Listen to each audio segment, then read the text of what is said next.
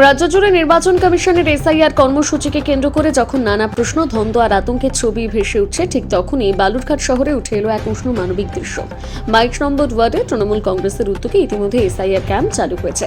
সেই ক্যাম্পে প্রতিদিন বহু মানুষ ফর্ম ফিল আপের জন্য ভিড় জমাচ্ছেন, কিন্তু সেই ভিড়ের মধ্যে থেকে গেলেন দুই বয়স্ক বাসিন্দা। সন্ধ্যা হলো রোড এলাকায় মীরা সরকার এবং তার পক্ষাঘাতগ্রস্ত স্বামী। ফর্ম হাতে পেয়ে ভুল ত্রুটি হওয়ার ভয়ে উদ্বিগ্ন ছিলেন তারা। স্বামীর চলাফেরার অক্ষমতা আর মীরা দেবীর বার্ধক্য সব মিলিয়ে এসআইআর ক্যাম্পে যাওয়াই তাদের পক্ষে প্রায় অসম্ভব হয়ে উঠেছিল।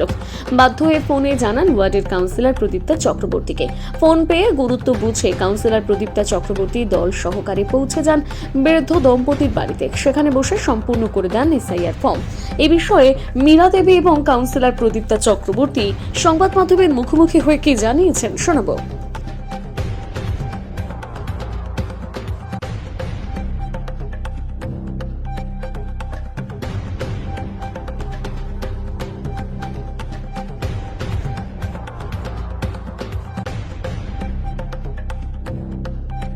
দিদি, আজকে একটা দেখতে পেলাম একজন বাড়িতে এসেছিলেন, এবং কি কারণ এবং কি বিষয়টা? আপনারা সবাই জানেন গোটা রাজ্য জুড়ে এখন এসআইআর ফর্ম ফিল আপ চলছে। আমাদের এই 22 নম্বর ওয়ার্ড বালুরঘাট পুরসভাতে সেখানেও এসআইআর ফর্ম ফিল আপ চলছে। তো আমরা সবাই মিলে সেখানে বসে ফর্ম ফিল আপ করছি। আমাদের এই কবিতীর্থ দুর্গা মণ্ডপের এখানেই হচ্ছে ফর্ম ফিল আপ।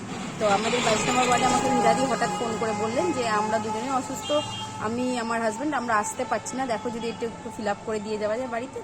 তো আমি আসি এবং এসে ওদের ফর্ম দুটোই ফিল আপ করে দিই। ধন্যবাদ। বড় মা, আপনাকে আপনার কাউন্সিলর আজকে দেখলাম ফর্ম ফিল আপ করে দিয়ে গেল, কেন এবং কিরকম লাগছে? আমার ভালোই লাগছে। আমরা তো অসুস্থ, দুজনে যেতে পারি না, একজন হাঁটতেই পারে না। উনি এই কথা জানতে পেরে নিজে এসে করে দেবেন। আপনার নাম? মীরা সরকার দেবেন।